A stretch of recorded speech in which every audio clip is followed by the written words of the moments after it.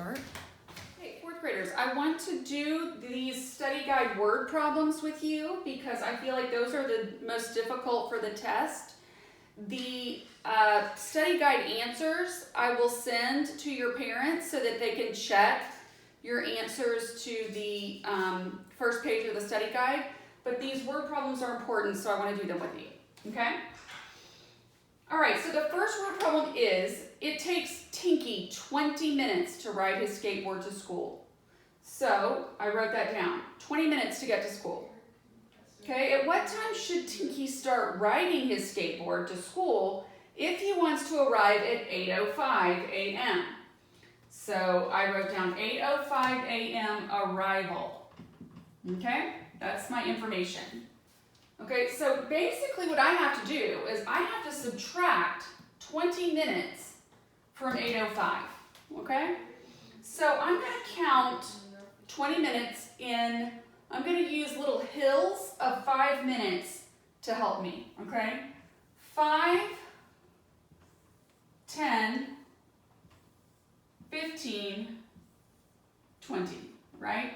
These represent sets of 5 minutes, and 5 times 4 is 20. So this represents the full 20 minutes that I need to take away from 8:05.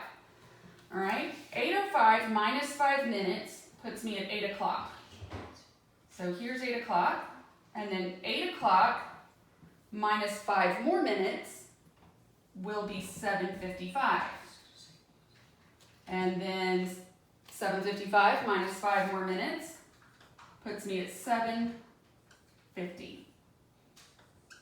And then 7:50 minus 5 more minutes is 7:45. So he needs to leave the house at 7:45 a.m. to get to school. All right, let's look at number 2.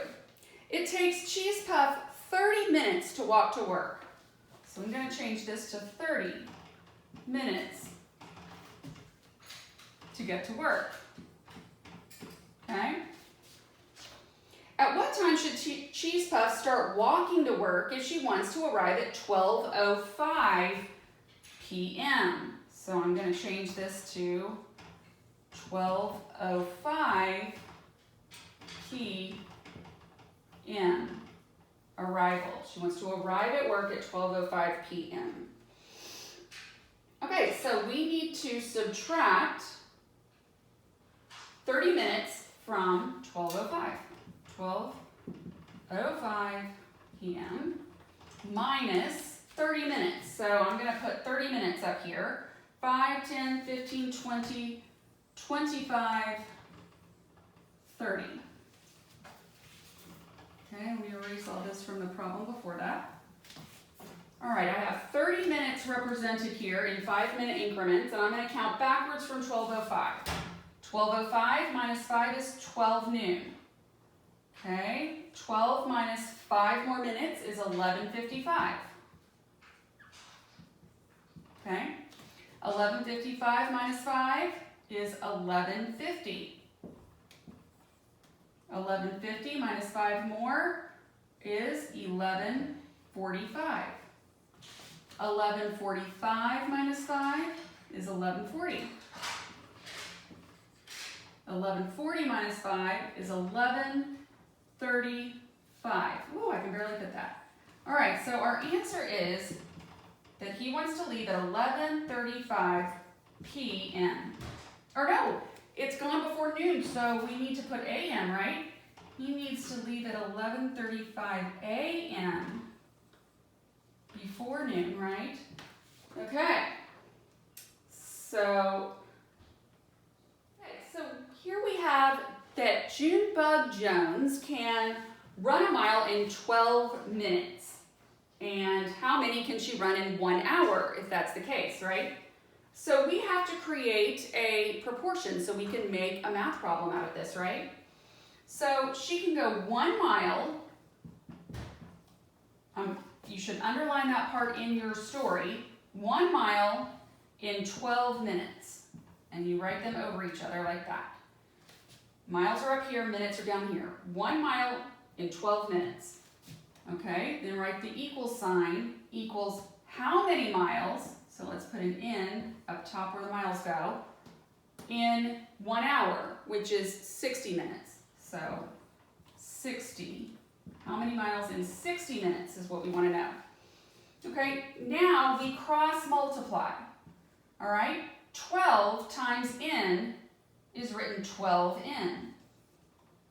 Then we need our equal sign, bring it down. And what is 60 times 1 in miles? 60 times 1 is 60. So now we have 12 times what number equals 60? Well, now it's easy because you know the times table. 12 times 5 is 60. So n equals 5 miles. She can run 5 miles in an hour. And we can even abbreviate that by putting 5 miles mph, miles per hour. That's how fast she runs. Okay, look at the next one. It says Tito can walk a mile in 15 minutes. And so how many can he walk in an hour? So let's do the same thing. He can go 1 mile in 15 minutes. So let's change this to 15. 1 mile in 15 minutes. So how many miles can he go in an hour or 60 minutes? Now we need to cross multiply. 15 times n is 15n. Bring down our equal sign. 60 times 1 is 60. Okay, 15 times what number is 60? Well, let's see, 2 15s is 30, 3 15s is 45, and so 15 times 4 will be 60. So he can walk 4 miles in each hour, right? 4 miles per hour. Okay, look at number 5. Ernie bought 4 hamburgers at $1.89 each, and the tax was 53 cents. So what is the total price of all the hamburgers?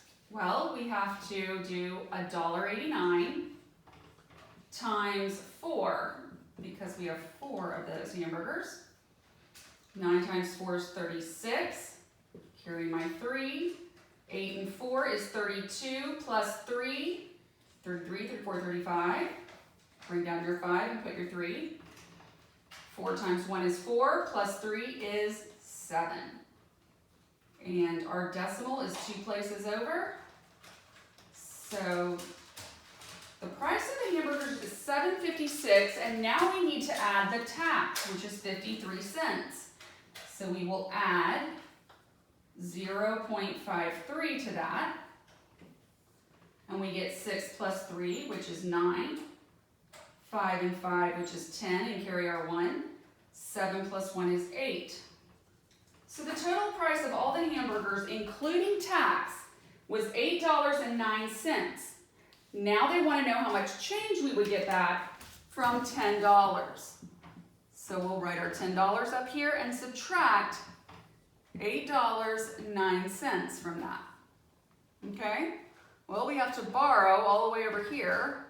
So we'll make that a 0 and this a 10. And we have to borrow again. That becomes a 9 and this becomes a 10. Then we have to borrow again. That's a 9 and this becomes a 10. 10 minus 9 is 1. 9 minus 0 is 9. And 9 minus 8 is 1.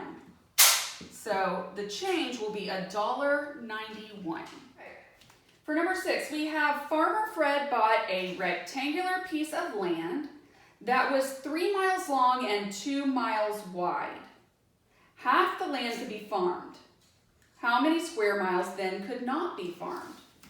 Okay, so let's draw our rectangular piece of land here that the farmer owns.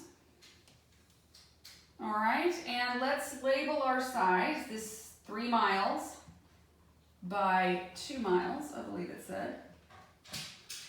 Okay, so now they want us to find the area of the land, right? Well, that's easy. 3 times 2, area equals length times width, so 3 times 2 is 6 miles squared, right? 6 square miles.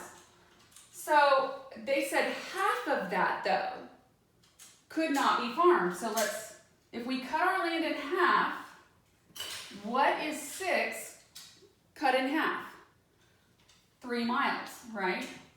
So So we have one side is 3 square miles, and the other side is 3 square miles.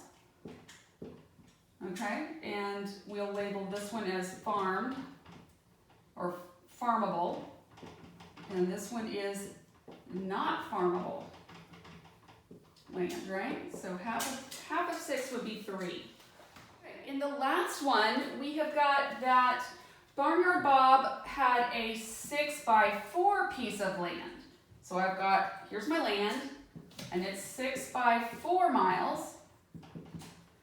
Right, so 6 times 4 is going to be 24 square miles, and half of it was burned. So if I cut 24 in half, that is going to be 12 square miles over here, and 12 square miles that were burned, right? So I'll put burned, not burned. Okay? So that's, the answer is 12 square miles. Okay, so now after you've checked your study guide and had your parents check the first part of it, and you've gone over these word problems with me, you may take your test. Anytime between now and Monday, you can take your test and send me the pics when you're finished.